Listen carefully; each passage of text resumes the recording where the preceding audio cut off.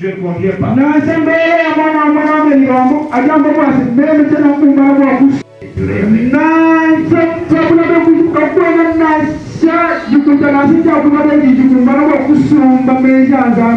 Même les écoles disent, si vous venez chez nous dans les écoles, vous ne trouverez pas cette sagesse, cette intelligence de Dieu là. Maintenant les théologiens. Zéro. Et pour devenir gradué en théologie,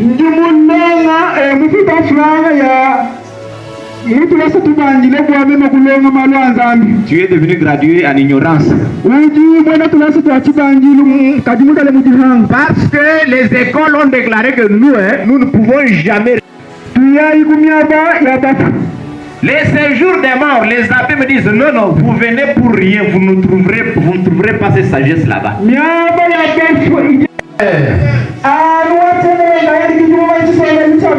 C'est celui qui connaît le chemin qui mène vers cette sagesse-là.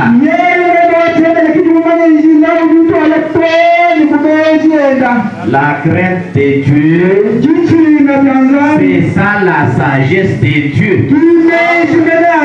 C'est ça l'intelligence de Dieu. Donc quelqu'un qui ne craint pas le Seigneur, qui ne vit pas selon l'évangile, il n'a jamais trouvé la pierre précieuse qui est le Seigneur Jésus-Christ. La sagesse et l'intelligence de Dieu. C'est comme ça un jour. La crainte de Dieu, c'est ça la sagesse de Dieu. En psaume, en proverbe, on dit oh, c'est le commencement de la sagesse. Mais ici on dit c'est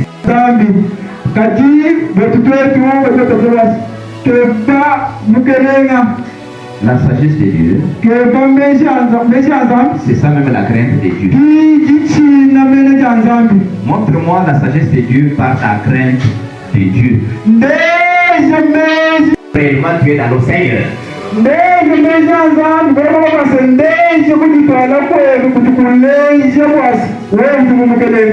En Éphésiens chapitre 3. J'étais très intelligent quand Gamaliel enseignait, c'était toujours le premier.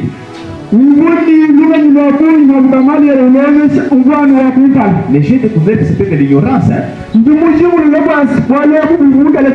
Ça c'est Philippiens chapitre 3. J'ai jeté les syllabus de Gamaliel, l'ignorance, pourriture.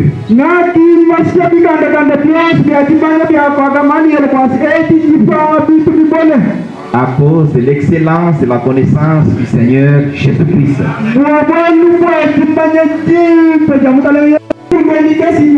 Vous découvrirez la dimension de l'intelligence céleste. Cette sagesse n'a pas été révélée d'autrefois. Tous ces gens ont vécu jusqu'à Jean-Baptiste.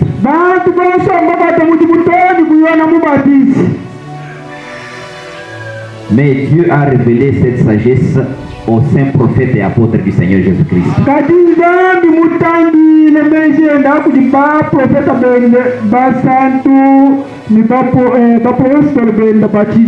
C'est pourquoi frère Jacques aussi.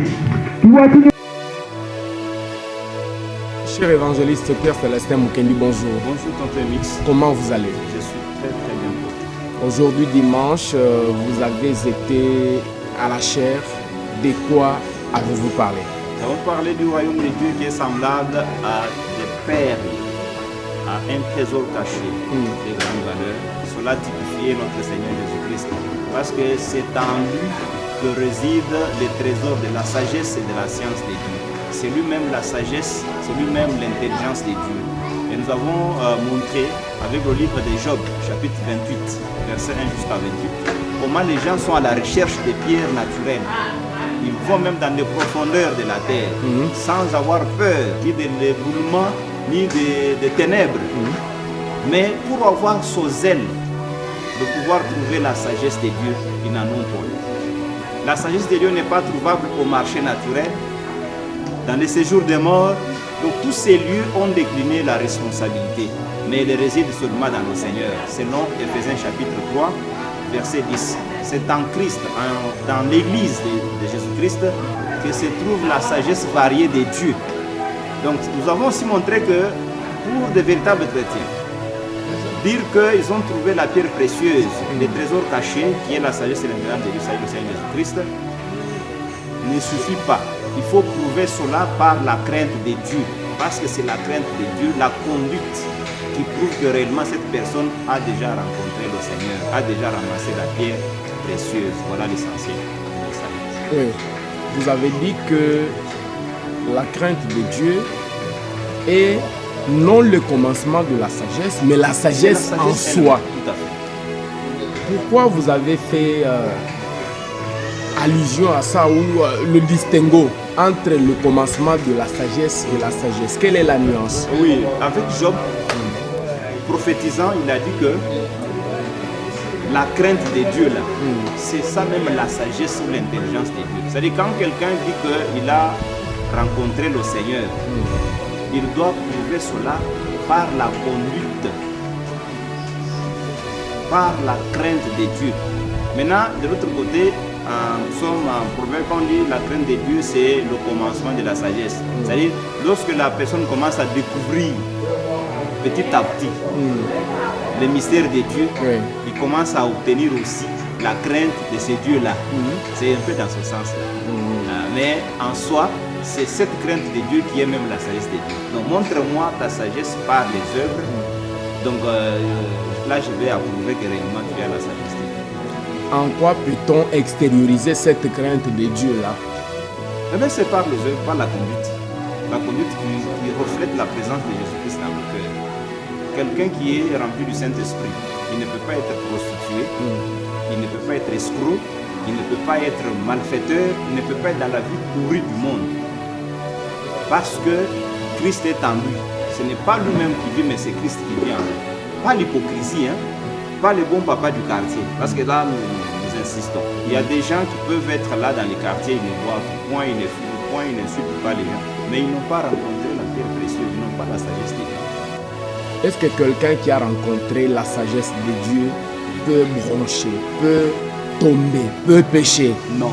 Le Seigneur dit que celui qui pêche ou qui bronche marche dans les ténèbres. Or, le Seigneur, c'est la lumière. Ça, c'est Jean chapitre 11. Donc, comment quelqu'un peut dire que je suis dans le Seigneur, mais il bronche? Or, le Seigneur, c'est la grande lumière. Quand on est éclairé, on ne peut pas tomber. On voit les creux, on voit le morceau de bois, on voit tout clairement et on sait éviter ces dangers-là. Vous voyez? Maintenant, celui qui bronche, lui est dans les ténèbres. Il n'a jamais été éclairé. C'est dans ce sens. Mais l'un d'entre vous est tombé et cela est passé même sur la place publique. Vous l'avez suivi. Les vidéos sont là. Il est passé aux aveux pour dire qu'il a commis l'adultère. Il a montré des photos et des vidéos à sa propre épouse. Vous voyez que vous, serviteurs de Dieu, vous parlez verbalement de cette crainte de Dieu ou de cette sagesse que vous ne mettez pas en pratique. Cette sagesse qu'on ne voit pas chez vous. Il n'est pas l'un de nous. Mais c'est un pasteur. Comment est-ce qu'il n'est pas l'un de vous? C'est un faux pasteur. Vous savez, les loups ne se mangent pas entre eux. Moi, je suis Comment pas loup, vous voulez dévorer l'un d'entre vous? Je ne suis pas loup. Lui est loup, moi je suis l'agneau. Vous êtes l'agneau. Nous n'avons pas la même nature. Donc vous voyez, c'est conformément à l'épître de 2 Pierre, chapitre 2, verset 1, en descendant jusqu'à 3 là. L'apôtre a dit qu'il y a eu des faux prophètes parmi le peuple d'Israël. Il y aura aussi des faux maîtres, des faux enseignants parmi vous. Ils vont enseigner des choses pernicieuses, ils vont enseigner des mensonges, ils vont s'attirer beaucoup de disciples. Et comme ils sont dans la dissolution, la voix de la vérité sera insultée. On se moquera de la voix de Dieu à cause de ces faux. Comme ils sont des serviteurs de Satan, comme l'apôtre Paul le dit en 2 Corinthiens 11, verset 13 jusqu'à 15. Maintenant, serviteurs de Satan, mais qui se déguisent en serviteurs de Jésus-Christ. C'est pourquoi on se joue de la voix de Dieu. Ah voilà, il était là, il prêchait, n'est-ce pas, il avait la Bible, il parlait de Dieu, il parlait de la sagesse de Dieu. Non, mais c'était un serviteur de Satan, déguisé en ministre du Seigneur Jésus-Christ. Parce que Vous savez, quand le maître dit que faites attention aux loups qui viennent à vous en peau de brebis. C'est-à-dire ils ont pris la peau de brebis qui n'est pas la peau naturelle pour eux, mais c'est une peau donc artificielle, superposée. Quand le vent souffle, cette peau va disparaître et la vraie peau sera visible. C'est pourquoi, comme ils ne sont pas serviteurs de Dieu, lorsque le vent va souffler, vous verrez leur nature. Prostituée, adultère. Je l'ai vu aussi, ce type-là, je l'ai vu en train même de se repentir. Il demande pardon à la nation, il demande pardon au chef de l'État, à la première dame, j'ai vu ça. Là, la question est réglée. Non, ça, c'est une façon de se jouer du chef de l'État. Oui, qu'est-ce qu'il vient faire dans ses péchés? Qu'est-ce qu'il vient faire dans l'adultère d'un pasteur dévergondé? Heureusement que vous comprenez quand même. Les autres le chef de l'État vient faire quoi? Il y en a qui applaudissent. Oh, c'est lui qui leur avait payé l'hôtel ou c'est lui qui lui avait dit de déconner avec les femmes d'autrui. En tout cas, il lui demande pardon en quoi? Vous comprenez quand même. Les autres ne comprennent pas. Que les gens, les gens débordent aussi, voilà, jusqu'à citer le chef de l'État dans des bêtises. Dans des bêtises commises ailleurs et puis on les colle à la République en indexant le chef de l'État. Ne citez plus le président dans la santé. Dans vos bêtises. Imaginez-vous, chose grave, hein? Il y a même des gens qui disent, voilà, je t'ai pardonné tes péchés. Alors, vous pardonnez les péchés des hommes. Vous là, c'est un monsieur qui a commis la mais ça c'est la Bible, non? Non. N'est-ce pas la Bible a dit que tout celui à qui vous pardonnerez des péchés, ces péchés lui seront pardonnés. Quel péché? C'est quand quelqu'un vous a fait du mal. Est-ce que les péchés sont différents? Oui, il y a les péchés qui mènent à la mort et les péchés qui ne mènent pas à la mort. Le péché qui mène à la mort, c'est un péché volontaire. Vous voyez l'adultère. Comme celui qui l'a commis là. Oui, l'adultère là. Mais le monsieur l'a médité. Il a préparé l'hôtel. Il s'est lavé, il s'est parfumé, il a pris le transport, il est allé à l'hôtel, il a payé l'hôtel. Tout ça, c'est volontaire. Et puis de surcroît, quelqu'un qui se dit prédicateur. C'est grave. C'est que ce péché ne peut jamais lui être pardonné. Non, lui, il est dans le fiel amer. Mais Dieu est miséricordieux. Il est dans les liens de l'iniquité, mais je ne sais pas. Dieu est miséricordieux. Je ne sais pas s'il est destiné à la vie éternelle, parce qu'il n'est pas dans l'église du Seigneur. Ça, c'est très important. Il est dans sa boutique, dans son grand magasin, comme on le dit là-bas. Lui, il est en train de faire ses bêtises avec les femmes d'autrui, les filles d'autrui, tout ça. Mais si réellement, il est appelé à être sauvé, c'est un peu l'appelé à l'évangile. Là, il se répand sincèrement, ses péchés seront pardonnés et il va rester sur les bancs, il va suivre l'enseignement du Seigneur, le véritable enseignement, pas ce que les enseigne là.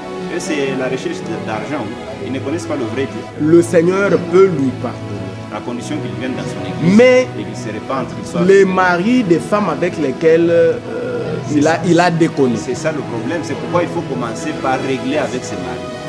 C'est comme ça. Leur dire quoi par exemple? Alors, en fait, c'est pourquoi... Vous savez que cette histoire a créé des remous en Bandaka. Un monsieur qui a suivi la prédication du pasteur, le pasteur a dit, pardonnez-vous les uns les autres et puis allez demander pardon à celui que vous avez offensé. Au culte là, il est allé dire à un frère de lui pardonner parce que lui sortait toujours avec sa femme. Et une bagarre a éclaté parce que les deux familles se sont affrontées là-bas. Et le pasteur ne savait pas gérer la situation. J'ai peur que la même chose ne se répète au Katanga. Ils font des bêtises. Tonton Mix, regardez quelqu'un qui s'est dit prédicateur. Et sur quoi il est connu par beaucoup de gens. Il tombe dans son péché. Il parle même à vous. Il avait filmé, mais il continue à garder le Et si l'on n'avait pas volé son téléphone, qu'il avait laissé dans le béquille, il n'allait pas confesser. Ces péchés sont impardonnables. Regardez l'histoire de Simon le Magicien, chapitre 10. Quand Simon voulait se repentir, les apôtres ont dit non, ça ne nous concerne pas. Ça, c'est ton affaire avec Dieu. C'est ça avec ces genres de personnes.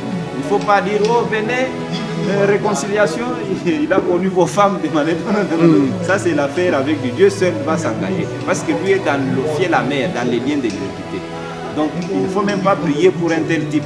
Il Prier, c'est participer à ses C'est qu'il n'a pas la sagesse de Dieu, ce pasteur. Il n'a point la sagesse, il n'a point de sagesse de Dieu. Alors, les adeptes qui applaudissent dans cette vidéo-là de sa repentance, Ce sont les aveugles qui sont conduits par un autre aveugle. donc ils ne sont pas sages. Ils ne sont pas sages aux yeux du Seigneur. Qu'est-ce Ils qu'ils peuvent être des professeurs des universités, des grandes personnes dans la vie naturelle, mais des ignorants aux yeux du Seigneur. Alors, parce qu'ils ne sont pas sages, qu'est-ce qu'ils peuvent faire pour avoir la vie éternelle? Mais nous prêchons la sagesse de Dieu, comme vous me recevez ici. Oui. Nous prêchons la sagesse de Dieu pour que quiconque ne l'a pas encore trouvée, la trouve, l'embrasse, soit dans l'église du Seigneur Jésus-Christ pour être sauvé. Ses péchés seront pardonnés. Est-ce qu'un chrétien qui a la sagesse de Dieu peut rosser son épouse? Non. Peut la tabasser? Procès par rapport à quoi? Par rapport à certaines bêtises ménagères, par rapport à un certain comportement, par exemple l'insoumission, la têtutesse. Il peut donner des conseils. Il peut donner des conseils. Et, vous savez, Dr. Mix, il faut voir les cas. Mais la Bible dit que le fouet redresse l'insensé. C'est pour les enfants. Pour les enfants. Ce sont les enfants qui supportent le châtiment. La sœur, Mais quelqu'un disait que on tombe sur toute elle. femme a toujours 14 ans. C'est que c'est une enfant. Oui, d'ailleurs, les femmes, telles que vous les voyez ici, Oui. la majorité aiment être fouettées, frappées. Mais avec l'évangile, on doit tourner. On tourne pour redresser. On ne risque pas d'être surnommé, par exemple, le pharaon, monsieur le lion. Non, mais quand vous Monsieur tournez le pour tigre. redresser, vous tournez avec sagesse, avec intelligence. Avec un peu de douceur. Oui. Comment va l'église? L'église, c'est pour ta maison. Non, l'église a été incendiée. L'église a été brûlée le J'étais en dimanche train de dernier. rigoler. Vous savez, j'ai rigolé lorsque j'ai vu ça. Et j'ai vu un farceur en train de grimper là, de se frotter, de s'éclabousser. Oh Seigneur, l'église est brûlée. Et puis le propriétaire qui prie, Seigneur, ton église est brûlée, nous sommes à l'extérieur, nous t'avons adoré. Donc pour eux, ils entrent dans l'église, ils sortent de l'église. Et puis quand l'église est brûlée, donc les anges sont brûlés, le trône de Dieu est brûlé, le Seigneur est brûlé. C'est écœurant. Ce sont les gens qui n'ont jamais eu la connaissance de Dieu. Vous voyez que les téléspectateurs nous donnent raison quand même. Nous avons toujours dit que ces gens n'ont jamais connu le véritable Dieu. L'église, ce n'est pas ce bâtiment ou ces bâtiments érigés par les hommes. L'église, c'est la maison de Dieu, la construction de Dieu lui-même. Le Seigneur l'a dit en Jean, donc en Matthieu 16, verset 18. Moi-même, j'érigerai. Est-ce que c'est la crainte de Dieu qui vous fait parler comme ça? C'est la crainte de Dieu Parce que qui me fait parler. vous n'avez pas compati. Non, mais compatir pour une histoire qui n'est pas église et qu'on appelle église. Compatir pour une boutique où on rançonne les gens. Vous savez comment ces gens rançonnent? Avec des versets, avec des cantiques. Ils ont des stratégies de rançonnement exagérées. Ils sont dans le fiel amer, ils n'ont jamais connu le véritable Dieu. Donc ils pleurent là. L'église est brûlée. Seigneur, tu as vu comment ton église est brûlée? Est-ce que l'église du Seigneur peut être brûlée? Non. L'église du Seigneur ne peut jamais être brûlée. Et l'église là, c'est la maison de Dieu. C'est nous de véritables enfants de Dieu, remplis du Saint-Esprit. Nous là, c'est nous les hommes intérieurs. Notre être intérieur rempli du Saint-Esprit. La sommation ou l'ensemble de ces hommes intérieurs, les êtres intérieurs, forment l'église du Seigneur Jésus. Vous dites que l'église c'est nous. S'il y avait 20 morts là-bas, donc l'église serait brûlée. Non, c'est pourquoi j'ai dit que l'église, c'est pas. Mais parce que vous avez dit que c'est nous. Nous là, c'est nous. Maintenant, il y a 20 personnes brûlées, par exemple. C'est que l'église est brûlée à moitié. Non, nous là, c'est nous les êtres intérieurs. Parce que même si on brûlait mon corps ici, non mais l'homme intérieur lui va sortir, on ne peut jamais le brûler. C'est l'homme intérieur. C'est que l'église, c'est pas la peau. Qui est la pierre précieuse, la pierre à l'édifice. L'église, c'est pas la peau. L'église, c'est pas le matériel. L'église, ce sont les âmes. Ah, les âmes remplies du Saint-Esprit là forment l'église. Vous voyez, quand nous mourons, ça c'est donc la poussière qui retourne à la poussière. Mais l'âme va sous l'autel, oui. Maintenant, l'ensemble des âmes là forment l'église, les âmes remplies du Saint-Esprit. Donc, c'est l'âme qui pêche qui mourra. L'âme qui a des péchés. Quand Christ disait que j'ai détruirai ce temple, il voulait détruire son âme ou son corps? Non, il parlait d'abord de son corps naturel. De son corps naturel qui préfigurait le temple de Jérusalem. Parce que ce qui est détruisible, ou détruisable, c'est corps aussi. Oui. Mais l'homme intérieur, pour qu'il soit détruit, il faut qu'il ait le péché. Vous voyez? C'est vrai. Ouais. Donc le temple de Jérusalem préfigurait les corps physiques du Seigneur. Il avait amené dans lequel il avait condamné le péché. Si quelqu'un meurt par la maladie, il n'est pas détruit. Il n'est pas détruit. Seulement par les péchés. C'est la tente qui est détruite, mais l'homme intérieur, lui, s'améliore. C'est que pour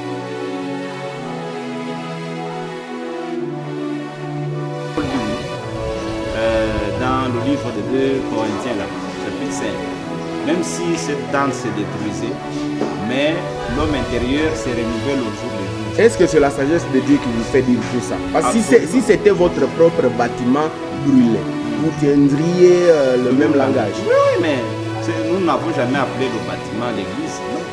Le bâtiment est érigé pour nous abriter contre le soleil, contre la pluie, contre les intempéries. Ça n'a jamais été l'église. Quand est-ce que vous allez envoyer votre contribution? Contribuer Parce que j'ai vu l'un d'entre vous a contribué avec 20 000 $. Il y a quelqu'un qui a aussi proposé 100 000 $. 100 000 $. Je ne peux pas entrer dans leur conciliabule.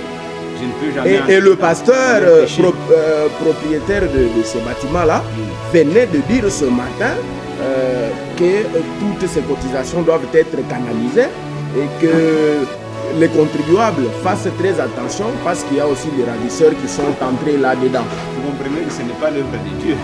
Pourquoi? L'église du Seigneur, c'est Jésus qui a dit qu'il va lui-même l'ériger, qu'il l'a déjà érigé. Ça, c'est la construction des Mais dieux. Satan venait de la détruire. Est-ce qu'on ne peut pas la reconstruire? Non, Satan ne peut jamais détruire. On a dit même les portes des séjours des morts ne prévaudront jamais contre l'église. Parce que jusqu'à présent, on ne connaît pas l'origine de ces feux-là. Vous ne voyez pas Satan derrière cet incendie. Mais cette histoire-là, c'est une boutique, oui. Ce n'est pas l'église, ça c'est la boutique de ce monsieur-là. Vous voyez, c'est sa boutique et non l'église du Seigneur. Même quand ils appellent ça c'est un dédain. Nous sommes le tabernacle. Si cette église-là est la boutique, ou cette assemblée-là, s'il faut qu'on s'inscrive dans votre logique, quelle est la marchandise? Ce sont les êtres humains. 2 Pierre chapitre 2, verset 1 jusqu'à 3. Ils trafiqueront de vous au moyen des paroles mensongères. Donc ce sont les êtres humains là qui sont des marchandises. On les gage. Ils sont considérés comme des immeubles qu'on hypothèque. Vous voyez, ils sont hypothéqués pour que ces gens reçoivent des fonds. Donc ces histoires, nous ne manquerons jamais d'en parler. Parce que la voix de Dieu est insultée à cause de ces faux. Ils se passent pour des prédicateurs, mais ils sont des prostituées comme nous les voyons sur les réseaux sociaux. Ils sont des escrocs, des voleurs. Ils rançonnent avec des versets mal compris, des tournures. Vous ne pouvez pas leur envoyer du feu. Non. Qu'ils soient brûlés, comme ça le monde sera nettoyé. Non. Avec Luc chapitre 9, verset 53 en descendant, ceux qui demandent le feu sont animés de mauvais esprits. Lorsque le Seigneur voulait passer par le bourg de Samarie et que les Samaritains avaient refusé de le recevoir, ses disciples ont dit: permets-nous de demander le feu venant du ciel, qu'il puisse consumer ces Samaritains. Le Seigneur a dit: non, vous ne savez pas de quel esprit vous êtes animés. Luc chapitre 9. Donc ces gens sont animés de mauvais esprits. Envoyez feu, c'est-à-dire c'est l'esprit du diable qui les anime comme ça. L'esprit de Dieu demande à ce que Dieu change ces gens-là, les transforme, qu'ils arrivent à la connaissance de la vérité et qu'ils soient sauvés.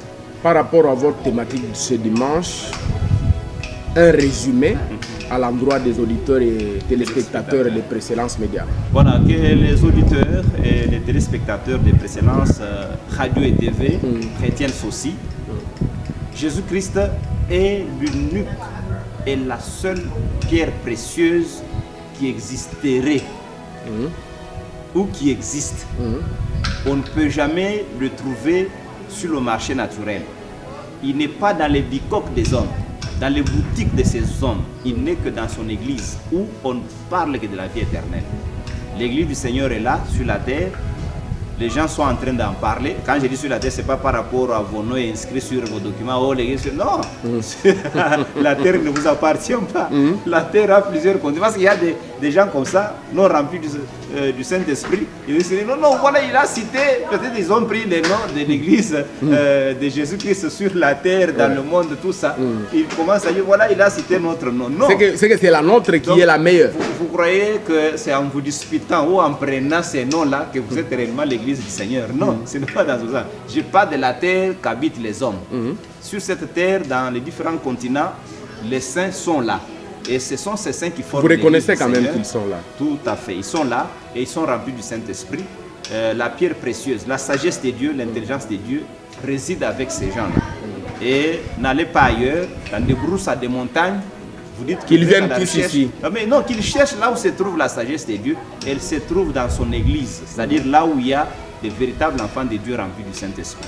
Donc, pour prouver que ces gens sont remplis du Saint-Esprit, c'est-à-dire qu'ils ont déjà trouvé la sagesse de Dieu, il faut les voir se conduire à la manière qui plaît au Seigneur, dans la conduite, dans la crainte du nom du Seigneur Jésus-Christ. Quelqu'un ne peut pas dire qu'il est rempli du Saint-Esprit, mais il est menteur, il est escroc, il est voleur. Mais nous avons connu des gens comme ça, qui nous ont menti, nous avons même applaudi quand ils prêchaient. Mais quand nous les avons bien regardés, ils sont dans le péché, c'est-à-dire qu'ils n'ont jamais connu le Saint-Esprit.